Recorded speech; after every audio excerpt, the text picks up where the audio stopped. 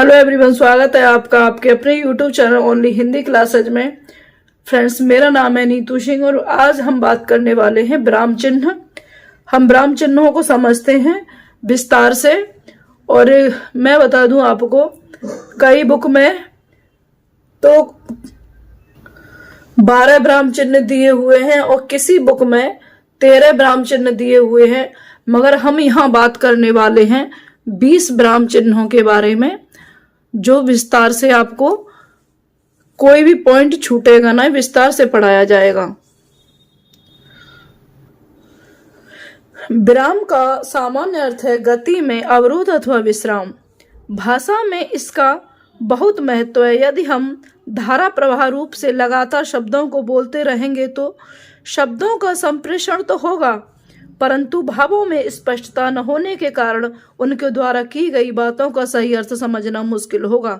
यदि बातचीत में उपयुक्त शब्द तथा अथवा शब्दांश पर उचित विराम लगाया जाता है तो प्रस्तुति सहज रूप से ग्राह्य हो जाती है।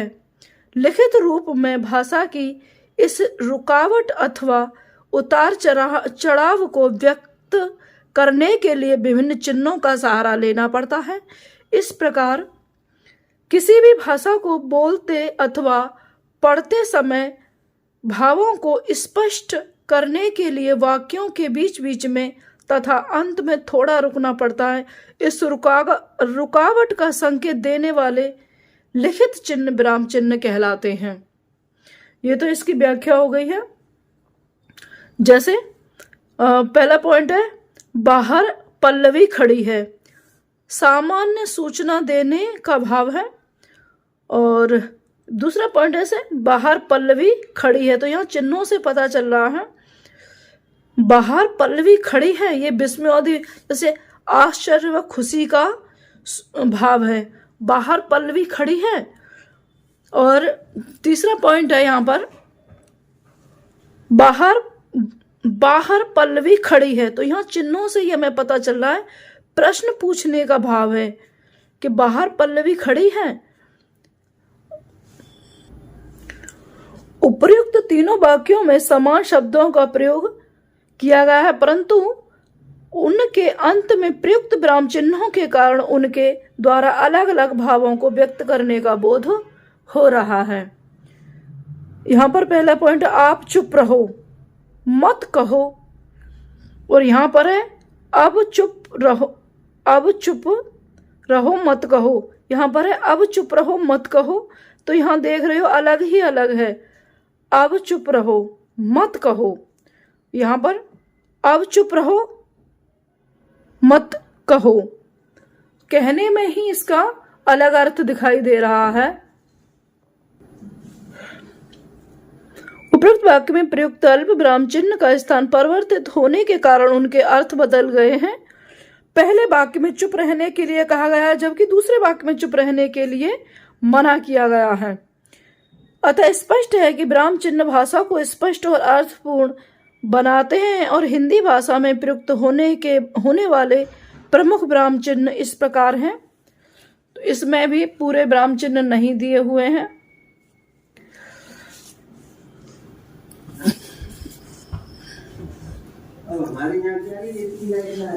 पहला है इसमें अल्प विराम यानी कॉमा, यहां इसका साइन आप देख सकते हैं। दूसरा है अर्ध विराम, यहां आप इसका साइन देख सकते हैं। तीसरा है पूर्ण विराम फुल स्टॉप। चौथा है अपूर्ण विराम चिन्ह कॉलन। पांचवा है प्रश्न सूचक चिन्ह, यह है प्रश्न सूचक और इसका हम बहुत ज्यादा प्रयोग करते भी हैं, करते तो सभी का है। 6 है विस्मयादि सूचक चिन्ह, आहा इस तरह के जो शब्द होते हैं उनमें किया जाता है। निर्देशक चिन्ह डैश, ये है। 8 उद्धरण चिन्ह, ये इस तरह से होते हैं। 9वां है कोष्ठक चिन्ह, इसमें 2 तरह के कोष्ठक दिखाए हुए हैं। 10 है योजक चिन्ह, जब 2 शब्दों के बीच में लगाते हैं योजक चिन्ह। और 11वें है त्रुटि पूरक चिन्ह, ये इस तरह से है। 12 है लाघव यानी संक्षेपक चिन्ह, ये इस तरह से है। ये तो ज्यादातर प्रयोग में आने वाले चिन्ह। विराम चिन्हों के भेद श्री कामता प्रसाद गुरु ने विराम चिन्ह 20 बताए हैं और ये हैं। अल्प विराम अभी आपने बता ही दिया है मैंने, अर्ध विराम बता दिया, पूर्ण विराम, प्रश्न चिन्ह बता दिया, आश्चर्य चिन्ह, विस्मयादि बोधक चिन्ह जो है इसको, निर्देशन यानी डैश संयोजक चिन्ह, सामाजिक चिन्ह और कोष्ठक, ये 3 प्रकार के यहाँ दिखाए हुए हैं। 8 पे है अवतरण चिन्ह, ये भी आपको अभी बता दिया है। अल्प विराम, पूर्ण विराम, इसे श्री ये विसर्ग नहीं बताया था, श्री गुरु विसर्ग के समकक्ष बताकर मान्यता देने की बात करते हैं। जैसे इसका प्रयोग किया जाएगा, जैसे प्रातः अतः, संस्कृत में इसका बहुत ज्यादा प्रयोग किया जाता है। और विवरण चिन्ह है ये विवरण चिन्ह है 10 पे। पुनरुक्ति चिन्ह ये इस तरह से है, लाघव चिन्ह, लोप चिन्ह और पाद चिन्ह, दीर्घ उच्चारण चिन्ह, इसका भी प्रयोग किया हुआ है, एस जैसा है ये, और पाद बिंदु भाग की तरह है, हंस पद, टीका सूचक, ये इस तरह से है। और यहां पर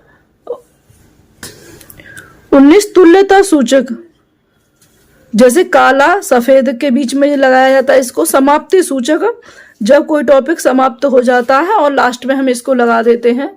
तो ये 20 प्रकार के चिन्ह थे जो आपने और बुक में भी देख लिए और इसमें भी देख लिए। कहीं 13 हैं, कहीं 12 हैं और इसमें टोटली 20 हैं, मगर प्रयोग में 12-13 ही चिन्हों का ज्यादातर प्रयोग किया जाता है, मगर 20 चिन्हों का पूरी तरह से प्रयोग हर जगह नहीं किया जाता है। 20 तरह के चिन्ह हमने देख लिए हैं और पढ़ लिए हैं। अब विस्तार से हम एक एक करके इन पर बात करने वाले हैं। जैसे अल्प विराम, तो यहाँ पर आप इसका साइन देख सकते हैं। अल्प का अर्थ होता है थोड़ा, अल्प का अर्थ हुआ थोड़ा, विश्राम अथवा थोड़ा, यानी रुकना। इसका प्रयोग निम्नलिखित स्थितियों में किया जाता है। तो इसके बारे में बताया, 1 2 3 4 तरह से बताया कि इसका प्रयोग कैसे कैसे कहाँ किया जाता है। समझते हैं इसको अच्छे से। आप इसे जूम करके पढ़ सकते हैं, क्योंकि मैं इसे और बड़ा दिखाऊंगी तो पूरा नहीं आ पाएगा। यहाँ पहला पॉइंट देखते हैं। बातचीत करते समय अथवा लिखते समय जब वाक्य के बीच में हम एक से अधिक समान प्रकार के शब्दों का प्रयोग एक साथ करते हैं तो उनके बीच बीच में अल्प विराम का प्रयोग करते हैं। जैसे राधिका कविता मानवी और शैलजा गीत गाएगी। यानी कहने का मतलब यह है, जैसे कोई एक जैसे ही नामों के बारे में, संज्ञा के बारे में हम बात कर रहे हैं, जैसे हम किसी फल के ही बारे में बता रहे हैं, तो आम है, संतरा है, अंगूर है, पपीता है, तो इस तरह के शब्दों में अल्प विराम का प्रयोग किया जाता है। अब दूसरा तरीका कौन सा है? जब हम संवाद लेखन करते समय तब भी अल्प विराम चिन्ह का प्रयोग किया जाता है। जैसे गांधी जी कहते थे, अब यहां से पाप से घृणा करो, पापी से नहीं। अगला पॉइंट है, संवाद के दौरान हाँ अथवा नहीं के पश्चात भी इस चिन्ह का प्रयोग किया जाता है। जैसे हाँ मैं भी जा रहा हूं, नहीं मैं वहां नहीं जाऊंगा। नेक्स्ट है, वाक्य के बीच में थोड़ा सा रुकने के लिए भी इसका प्रयोग किया जाता है। जैसे यह वही लड़का है जिसने मेरी मदद की। ये हमने अल्प विराम को देख लिया है। अब समझने वाले हैं अर्धविराम। अर्धविराम ये इसका साइन है, यहाँ देख सकते ऊपर एक बिंदी है, नीचे कॉमा सा है। अर्ध का अर्थ होता है आधा, जहां अल्प विराम से कुछ अधिक और पूर्ण विराम से थोड़ा कम विराम लेना हो अथवा रुकना हो, वहां अर्ध विराम का प्रयोग किया जाता है। जैसे जो ठीक था मैंने वही किया, तो यहां इसका प्रयोग हो रहा है जब इसका परिणाम चाहे कुछ भी हो। तो यहां पर यानी दो वाक्यों को जोड़ने वाली बात हो रही है। तीसरा है पूर्ण विराम। पूर्ण विराम आपको दिखाई दे रहा है। खड़ी पाई की तरह है। वाक्यों की समाप्ति पर पूर्ण विराम चिन्ह का प्रयोग किया जाता है। प्रश्नवाचक वाक्यों में इस चिन्ह का प्रयोग नहीं किया जाता है, क्योंकि प्रश्नवाचक में तो प्रश्नवाचक चिन्ह लग जाता है, तो इसका प्रयोग वहां नहीं किया जाता है।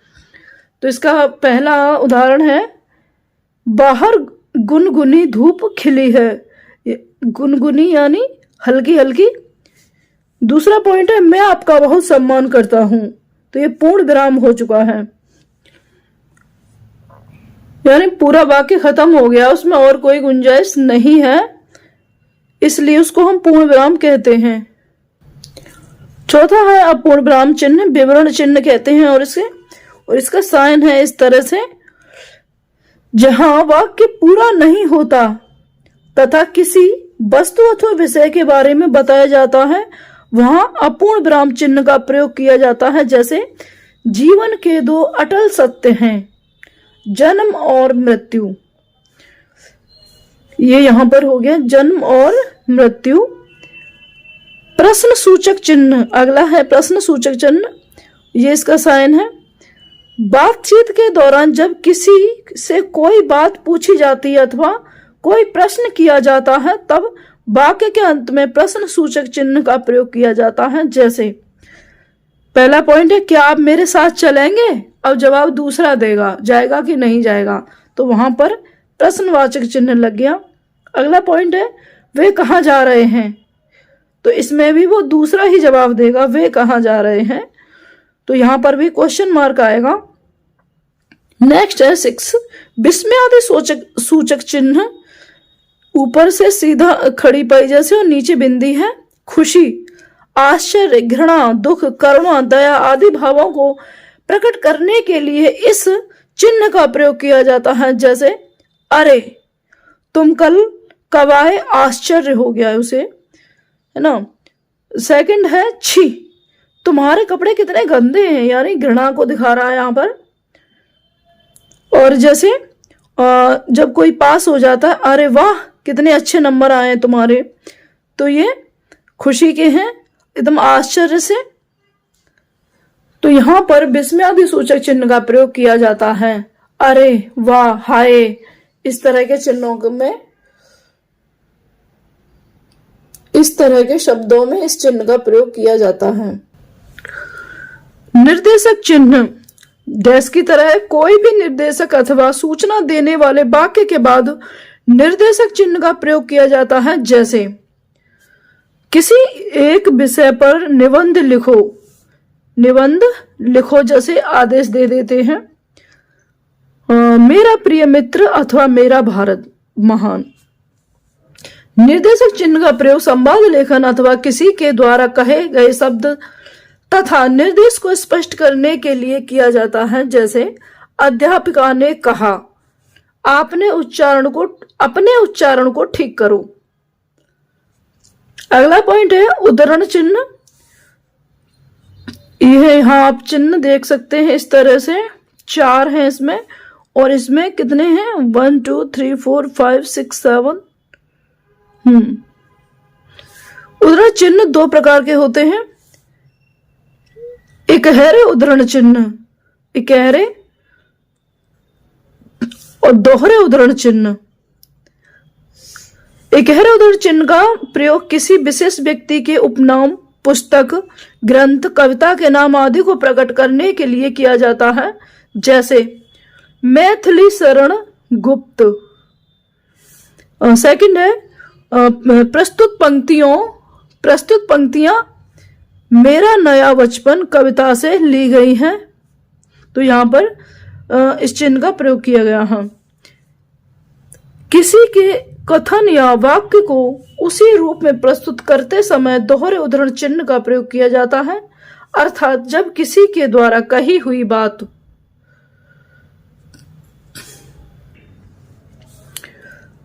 बात को उसी रूप में लिखा जाता तब दोहरे उद्धरण चिन्ह का प्रयोग किया जाता है। जैसे महात्मा गांधी ने कहा था, करो या मरो। कोष्टक चिन्ह, यहां से ये कोष्टक है। इस चिन्ह का प्रयोग निम्नलिखित परिस्थितियों में किया जाता है। पहला पॉइंट है संवाद लेखन के समय पात्रों के हाव भाव प्रकट करने के लिए, जैसे युवक गुस्से से, मेरा रास्ता रोकने का साहस तुमने कैसे किया।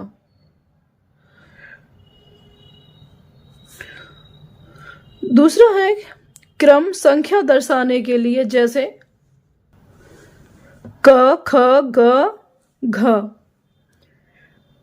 अगला पॉइंट है वाक्य में प्रयुक्त किसी कठिन शब्द का अर्थ स्पष्ट करने के लिए, जैसे तद्भव अर्थात तत्, उससे प्लस भव, उत्पन्न। अगला पॉइंट है 10 योजक चिन्ह। यहाँ डैश जैसा यह दिखने में निर्देशक चिन्ह की तरह होता है परंतु उससे थोड़ा छोटा होता है। इसका प्रयोग निम्नलिखित परिस्थितियों में किया जाता है।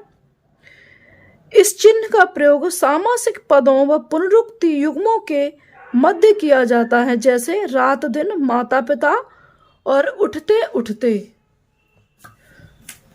उठते उठते। अगला पॉइंट है इसमें समानता सूचक शब्दों के साथ सा सी से पहले योजक चिन्ह लगाया जाता है, जैसे चांद सी सूरत, रुई सी सफेद। तो इस चिन्ह का प्रयोग इस तरह से किया जाता है। अगला पॉइंट है 11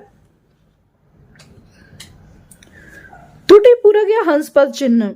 ये यहाँ चिन्ह दिया हुआ है, जैसे उल्टी बाई होती है उस तरह से है। वाक्य लिखते समय यदि कोई शब्द छूट जाता है तो इस शब्द को प्रदर्शित करने के लिए त्रुटिपूर्ण चिन्ह का प्रयोग किया जाता है, जैसे आजकल।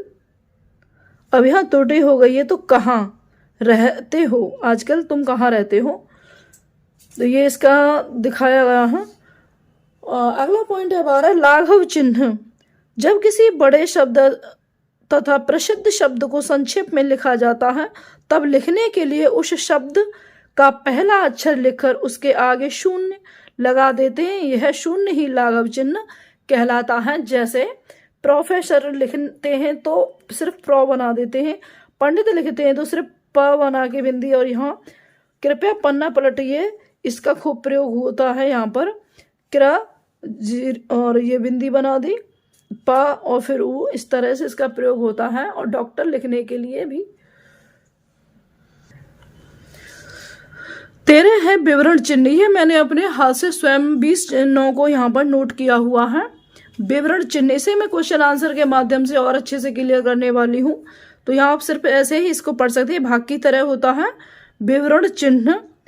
और 14 है लोप चिन्ह। जब किसी शब्द के बारे में इस तरह से बताया जाता है तो उसे लोप चिन्ह कहते हैं। पाद चिन्ह, जैसे किसी शब्द के नीचे लगाया जाता है जो इम्पोर्टेंट दिखाने के लिए, मोर कहाँ गया। और तुल्यता सूचक जल, नीर, वारी। जब हम जल जैसे मानो पर्यायवाची शब्द पढ़ा रहे हैं तो जल और वहां पर फिर डैश लगा देते हैं और बाकी जल के जितने पर भी पर्यायवाची हैं उसके बारे में हमें बताना होता है। तो ये तुल्यता सूचक शब्द हो गया। टीका सूचक, ये इस तरह से टीका सूचक, इसके बारे में भी क्वेश्चन आंसर के माध्यम से और बेहतर करने की कोशिश करूंगी। और दीर्घ उच्चारण, जब हम किसी को नाम लेके बुलाते हैं या फिर जब हम ओम करके इसका जाप करते हैं तब इस तरह का जो साइन होता है जैसा, इसको हम दीर्घ उच्चारण कहते हैं। 19 है उपविराम चिन्ह या फिर अपूर्ण विराम, अतः, प्रातः, बालक, और भी इसे क्वेश्चन आंसर के माध्यम से बेहतर समझेंगे। 20 है समाप्ति सूचक। जहां हमारा पाठ खत्म हो जाता है तब हम इस चिन्ह का प्रयोग करते हैं, या जो कोई बात हमने कही है उसको पूर्ण करने के बाद में हम इस चिन्ह का प्रयोग करते हैं। तो आई होप कि आपको समझ में आए होंगे। और अगली वीडियो में हम देखने वाले हैं क्वेश्चन आंसर के माध्यम से। तो फ्रेंड्स, कैसी लगी वीडियो, लाइक ज़रूर करें क्योंकि मैंने इसे बहुत मेहनत से बनाया है।